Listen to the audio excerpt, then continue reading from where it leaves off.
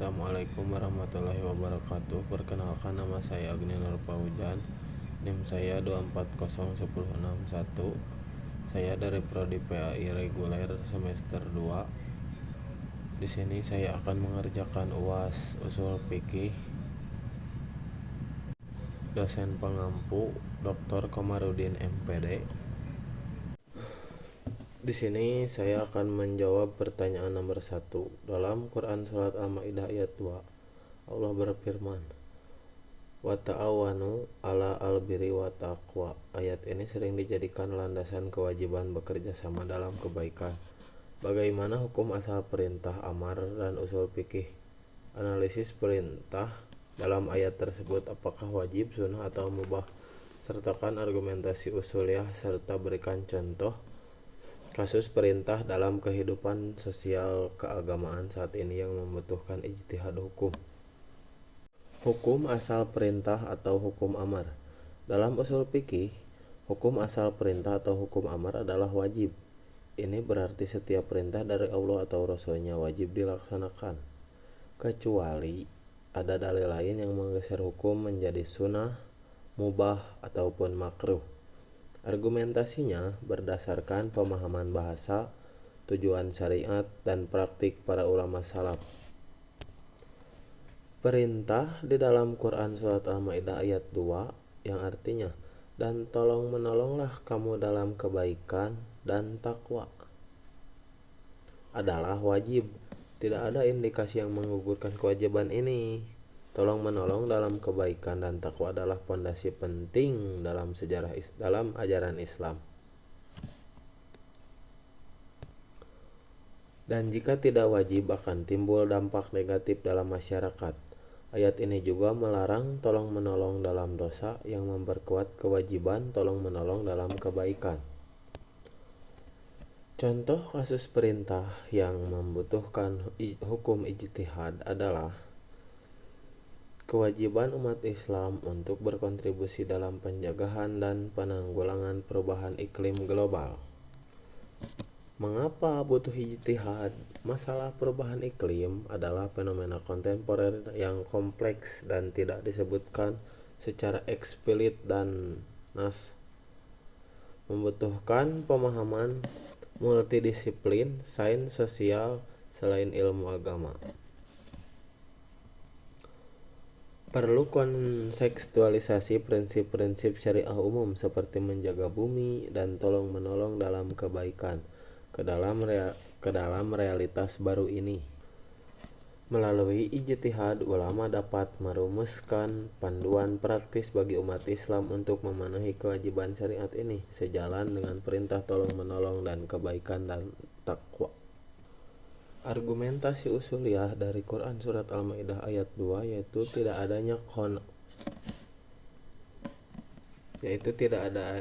adanya qarinah yang menggeser hukum asal.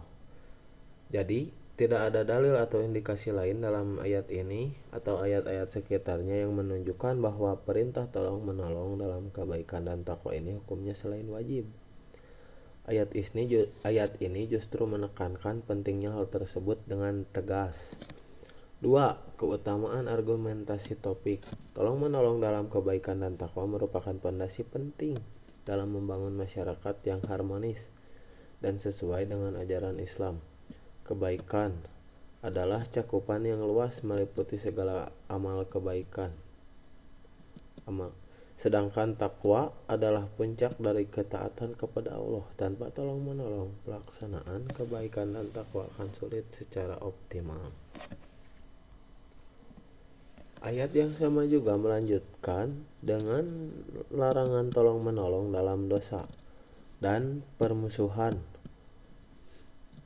Ini mengindikasikan bahwa lawan dari perbuatan yang dilarang, tolong menolong dalam dosa, adalah perbuatan yang diperintahkan dalam kewajiban tolong menolong dalam kebaikan. Jika tolong menolong dalam kebaikan dan takwa tidak dianggap wajib, maka akan terjadi kekacauan dalam masyarakat, sulitnya penegakan kebenaran, dan berkurangnya motivasi untuk berbuat kebaikan secara kolektif. Ini bertentangan dengan tujuan syariat. Oleh karena itu, berdasarkan kaidah usul fikih, perintah dalam ayat ini memiliki hukum asal wajib. Umat Islam wajib untuk saling tolong-menolong dalam segala bentuk kebaikan dan ketakwaan. Selanjutnya, saya akan menjawab pertanyaan nomor 4, yaitu sebagian pihak menyatakan bahwa hukum-hukum syariat tidak relevan karena banyak yang sudah dinaskih. Namun benarkah pemahaman ini? Apa yang dimaksud dengan nasih wal mansuh dalam usul fikih? Bagaimana kriteria penetapan suatu ayat sebagai mansuh? Berikan contoh ayat yang dinasuh dan dalil penghapusnya, serta analisis implikasi sosial fikihnya terhadap pemahaman syariat hari ini. Pertanyaan bahwa hukum syariat tidak relevan karena banyak yang sudah dinasih adalah pertanyaan bahwa hukum syariat tidak relevan karena banyak yang sudah dinasah adalah pemahaman yang keliru dan menyesatkan. Mayoritas hukum syariat tetap relevan dan berlaku. Konsep nasih wal mansuh memang ada dalam usul fikih, tetapi penerapannya sangat terbatas dan tunduk pada kriteria ketat. Pengertian nasih wal mansuh dalam usul fikih. Nasih yang artinya adalah dalil syariat yang menghapus hukum yang telah ada sebelumnya, dan mansuh adalah hukum syariat yang dihapus oleh dalil yang datang kemudian. Nasih secara bahasa berarti menghilangkan, membatalkan, atau mengubah. Dalam konteks syariat, nasih adalah penghapusan hukum syariat yang telah ditetapkan oleh syariat itu sendiri melalui dalil lain yang datang setelahnya. Ini bukan berarti Allah mengubah pikiran, melainkan bagian dari kebijaksanaannya dalam menetapkan hukum sesuai dengan perkembangan dan kematangan umat. Tujuan adanya nasih yaitu memudahkan dan meringankan.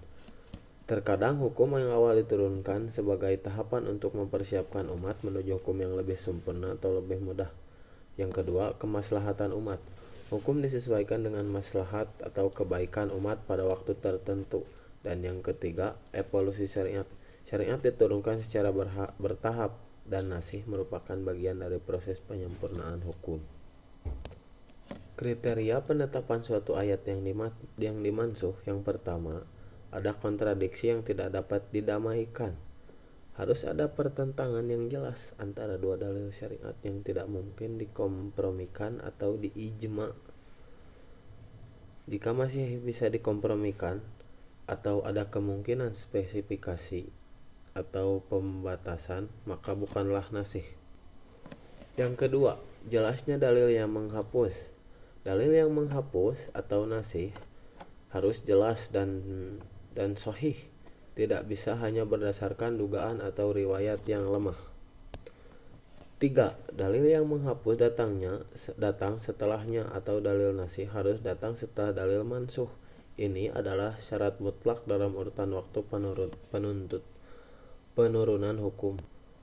Yang keempat, kedua dalil berasal dari sumber syariat yang sama. Hukum yang dihapus atau mansuh dan yang menghapus nasih harus sama-sama berasal dari Al-Quran dan Sunnah. Misalnya Al-Quran bisa menasih Al-Quran, Sunnah bisa menasih Al-Quran, Sunnah bisa menasih Sunnah, dan Al-Quran bisa menasih Sunnah, dan Sunnah bisa menasih Al-Quran menurut pandangan mayoritas ulama.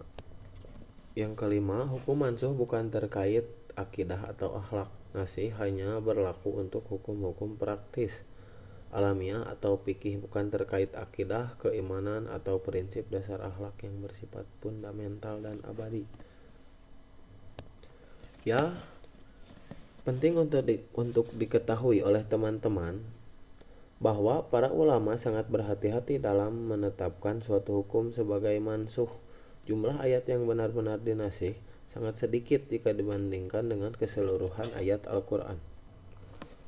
Contoh ayat yang dinasih adalah dan dalil penghapusnya yaitu salah arah kiblat atau perpindahan kiblat, yaitu Quran surat Al-Baqarah ayat 144.